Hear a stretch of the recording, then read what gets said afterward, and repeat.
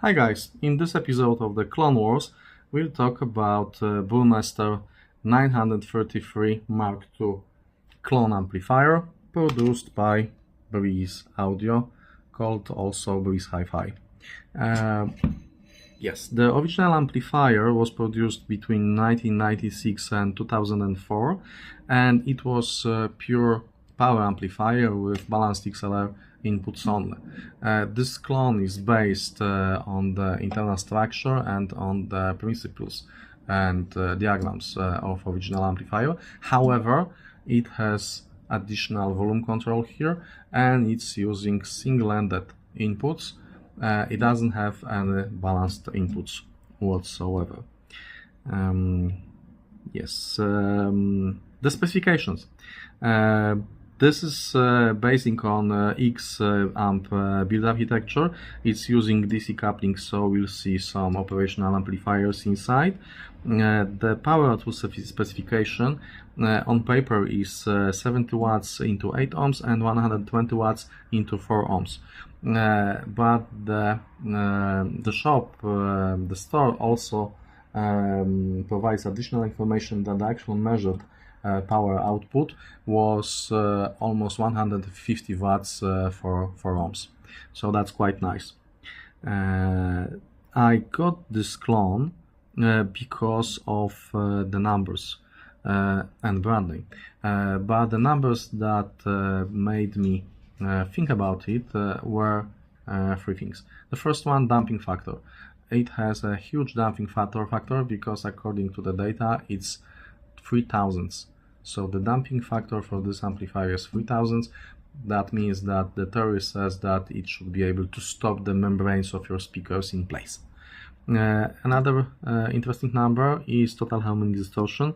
According to the manufacturer data, THD for this amplifier is between 0.002% at 10 watts. So 10 watts would be your regular listening level, probably. And it goes up to 0.011 at 70 watts. 70 watts for the most folk would be, I don't know, deafening level. So that's still very clean. In both cases, these are very low harmonic distortion numbers. And the third number that made me pick this amplifier is signal to noise ratio. It reaches 107 decibels, which means that the distance between the noise floor and the signal level is way above 100 decibels. So pretty good numbers on paper. What I've measured here when I was doing the tests is the first thing is that the noise floor is actually very low. You can't hear any kind of hissing even with very sensitive motion transformer speakers. When you'll get your ear to the speaker and you'll max the volume, it's still dead silent. Also, no hum from the transformer whatsoever, but we'll get to that. I've measured the power usage, the power consumption at 36 watts when idle and 40 watts when playing music. The temperature. The temperatures, you may say, were very healthy because they were between 36 and 37 degrees centigrade. Yes. This amplifier comes into two flavors. You can choose between two external chassis. This one is actually the cheaper version.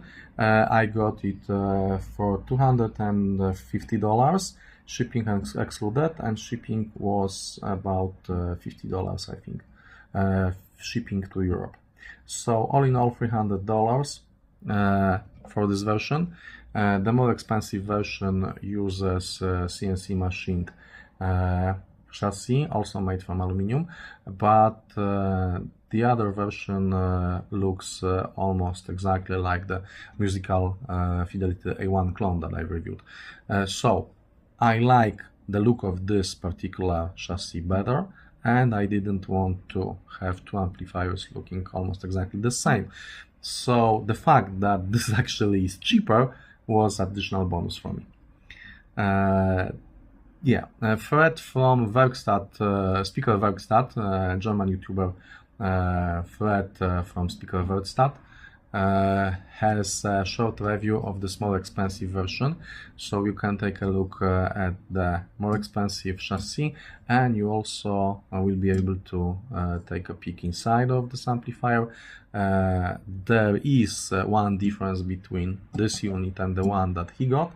The capacitors, power bank capacitors are different branded, but more on that later. Yes. So, what do you get for your $250? The front. Power switch, power LED, which looks very nice because of this small place hidden here. When it's lighting up, this whole area is red, so it looks very nice. Volume pot here, and a very funny thing in front of it. Very lucky typo. So you don't have Burmester here, but you have Burmester here.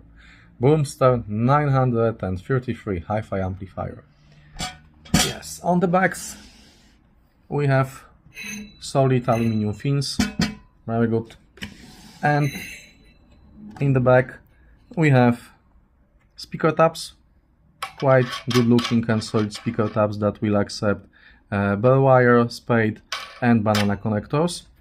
They are looking quite nice. We have RCA connectors for left and right channels. We have input voltage selector because this can operate on 110 volts power grids. We have power cord connector and integrated fuse compartment here. The specification says that the actual model number is PA 933. The model with the more expensive chassis has dash and number 2 at the end. And it also says that it's specified for 120 watts per channel. The whole amplifier weighs around 10 kilos. It's very small, it's very compact, but it's quite heavy. Yes. The build quality is excellent. It's solid aluminum, and that kind of build quality is actually spoiling me because I came to expect that kind of build quality on the amplifiers that I'm reviewing. So unfortunately all our local brands will have a hard time now because I'll be expecting at least 3 to 4 millimeters thickness on the chassis. Yes. What's inside? Inside of this amplifier we have toroidal transformer with thick shielding, which is actually very good, and it's not quite common on the power amplifiers that I reviewed. Some of them had just bare transformers in the open. The shield is nice because it provides additional shielding from EMI for the left and right channel boards. We have some nice ceramic resistors here. All of the red capacitors are German VMAS, which is very nice. The transistors are Sankens. Let's take a look at them. Yep. We also have Omron transparent relays. What we don't see here is that we do not have any kind of internal fuses on the boards inside of the amplifier. The only fuse is in the back in this compartment. I'm mentioning this because some of the other amplifiers that I reviewed had also additional fuses inside. But that's perfectly fine. This one should be good enough. Yes. The main capacitor banks, each one of these capacitors is 10,000 microfarads rated for 63 volts, and they are produced by Elite. I don't know the brand. If you happen to see that brand earlier, you may give me a shout in the comments. So that would be one of the things to upgrade in the future. The other interesting thing is that The rectifiers here are using heatsinks, which is also not very common, and actually I'd say that may be very rare in other equipment that I've reviewed. You can see that the boards are marked with Burmester 933 Mark II version 3. I suppose that's the version of the PCB board. Yes, we have blue Alps for volume control, and we have one thing that I don't really like here, and I've already mentioned that in my first look video. The RCA inputs are going from the back of the amplifier to this symmetrical connectors on the PCB. Symmetrical because the other PCB looks exactly the same, but it's just mirror design. So your input signal travels then along the PCB board edge right up to this point, and then it goes to the connector that moves this to the volume pot. The thing is that yes, so the track is too long.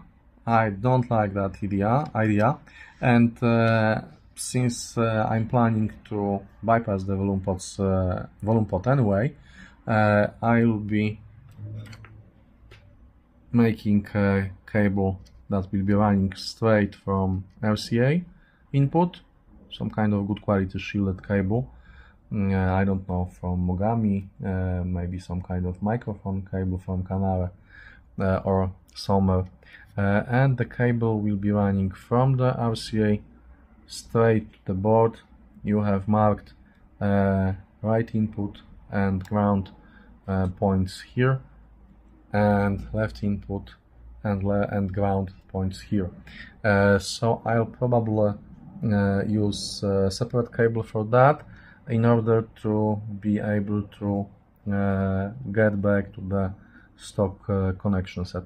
The other thing worth mentioning is that the cables that are connecting the speaker output from the board to the actual speaker tabs are also candidates for maybe replacing with something thicker and better quality. And at the same time, I would just solder anything straight to the tabs and the board. But the connectors used here are not exactly a bad solution. The idea for using them is very simple. This is highly modular build, and it's very easy to remove everything, to disconnect all of the cables, and to get access to the boards, which is a very good thing if you're going to be servicing this unit, or if you'll be doing some mods, like for example replacing capacitors. It's a very good thing because in order to get to the bottom of the PCB, you don't have to desolder any kind of cable. You just need to unplug everything. So that's it. Yes, we have some transparent on relays here. We have heatsinks on the rectifiers, which is a very nice thing because it's one of the few that has them. And I think that's it about the internal build. Another look on the sunken transistors, and that's it. Yes. So all in all, I like the build inside. I like the quality of the components used here. It does leave some room for improvement if you're into little do it yourself. You can replace some things. Yes, now we've covered the build, the specification, the internals. Let's talk about the most important thing of the review. Let's talk about the sound quality of this amplifier. Well, I've divided this section into the usual parts, so let's start with the bass. The bass on this amplifier is very strong, and it gives very solid foundation for all of your music, and it has absolutely great texture. One of the positives of having such a high damping factor is that you're controlling the membranes of the speakers very precisely.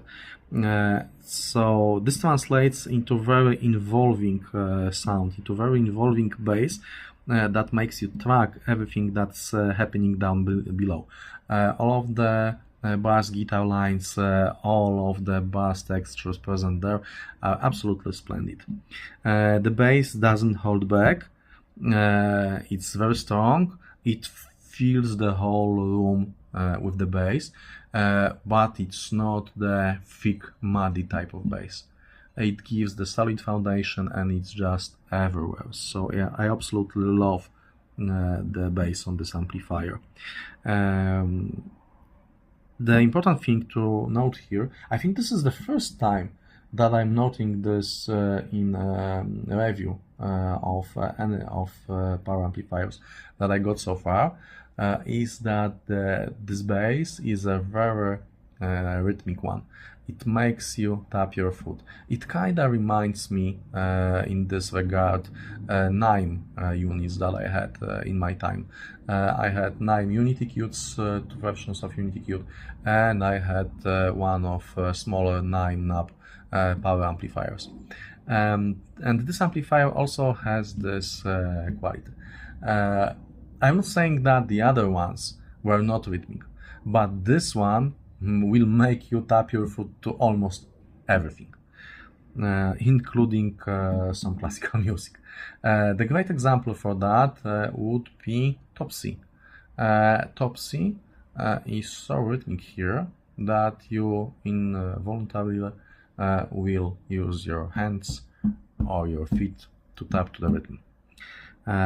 Yes, going to the mids. The mids are full-bodied and we have very natural sized voices. The piano here was very detailed, very melodical, but also full-sized.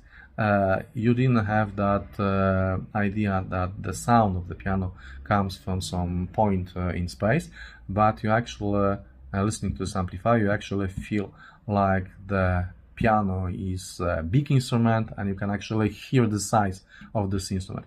I know the sign sounds weird, especially for someone who never heard or is about to hear for the first time a good quality amplifier, but for those of you that had some possibility to hear good quality audio stuff, you'll know what I'm talking about. You can actually hear the size of the instruments. And with this amplifier, the same goes for brass instruments. They are very detailed, they have very nice textures, but also at the same time, you're almost able to hear the size and the weight and the solidness of the instrument. The fact that it's made from metal and that it has some weight behind the sound. So that's also very surprising, especially given the price. That was only $250. That's wow. Okay, another thing that I've noted here, it's detailed and the choral songs. These convey a lot of emotion and what's important, they are detailed, so you are able to hear the distinct voices within the choir. It's not like one sound of the group of people singing together, but you can actually hear the members of the choir singing together. That's very important, and that's a very good thing in my book. But at the same time, there is no listening fatigue here and no sibilance whatsoever here. And the sibilance gets us to treble. No, the treble is not sibilant. The treble is very well extended. At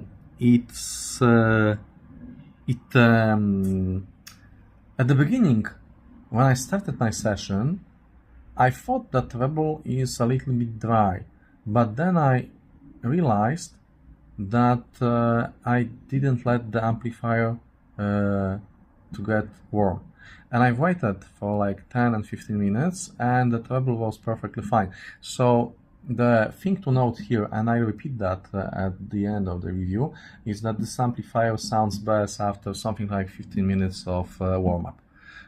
It reaches this 36-37 degrees centigrade and it sounds best then.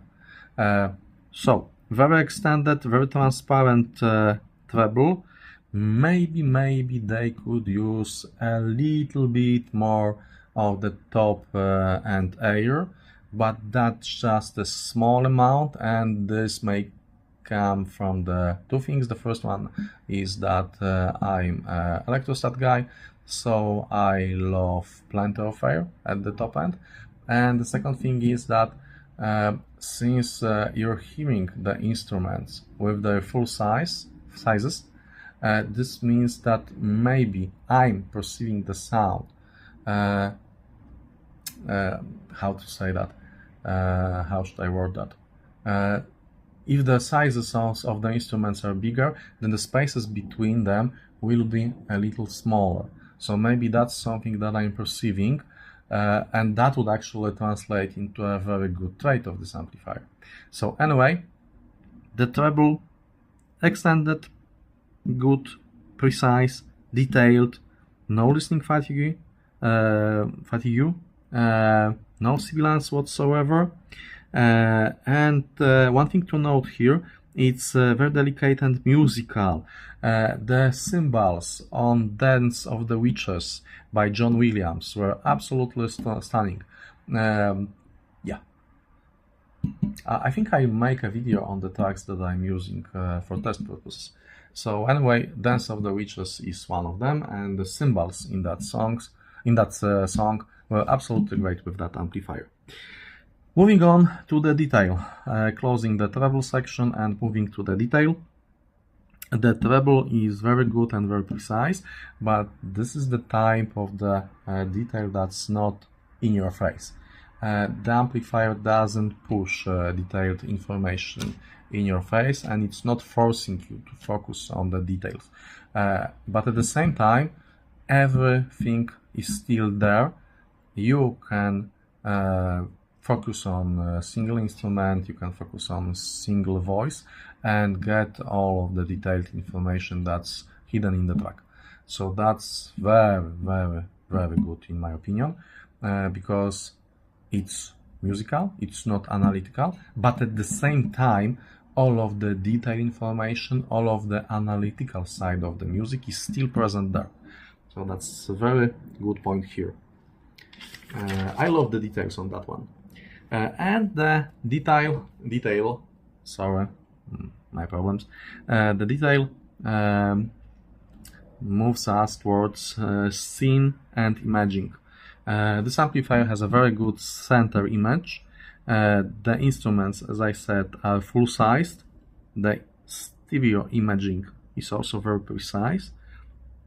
It's able to easily get the sound away from the speakers. When you close your eyes listening to the music, you have no feeling whatsoever that you're listening to two speakers. Once you close your eyes, the sound gets away from the speakers. It's in the front of them, and it gets very wide. So that's also another very good trait. It's not the 3D imaging king, because the depth information and height information were there.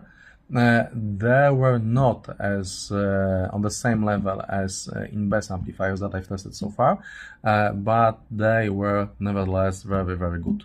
The best was left and right image. There was depth information, there was some height information. It was not the best in this regard, but it was very good nevertheless. I will have to, as I wrote a couple of times already, I will have to do detailed comparisons between different amplifiers, different listening sessions, and then I'll be able to determine the exact quality of the scene here. But it's very good. It is very good. Yes. When I finished my listening sessions with my dynamic speakers, and by the way, the equipment used for the testing sessions will be described in the video description.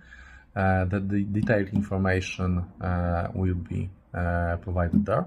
When I finished my regular listening sessions, as you probably know, at the end I'm switching the speakers to my electrostat speakers. because these are like X-rays for audio equipment. And I'm doing the listening session again.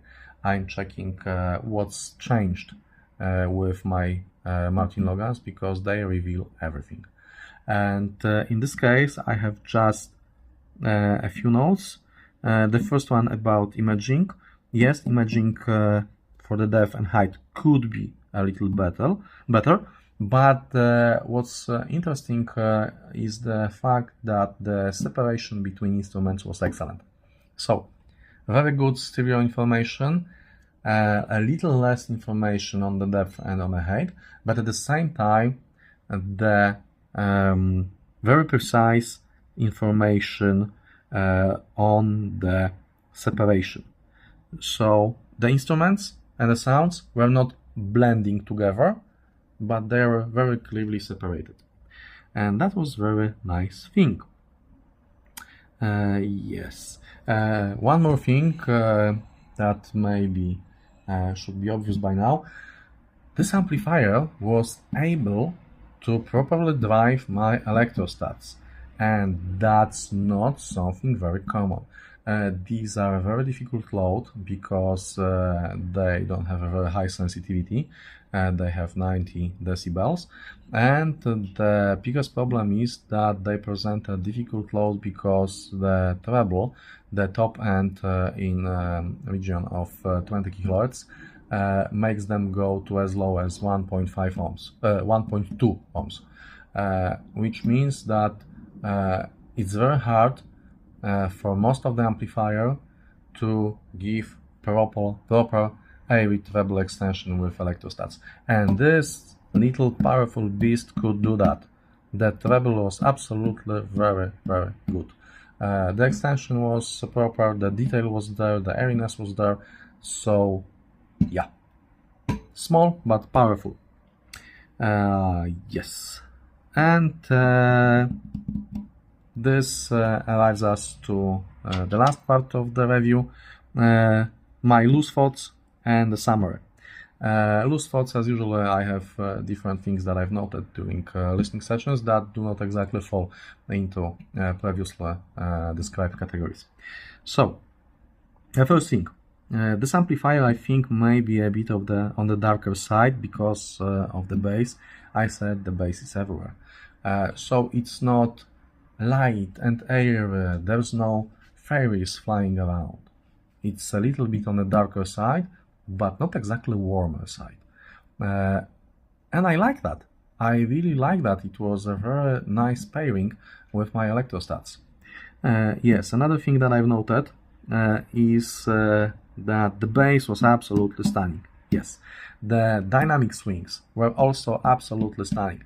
It can go from very quiet to very loud in a second, and it can go from very loud to very quiet in another second, stopping your speakers in place.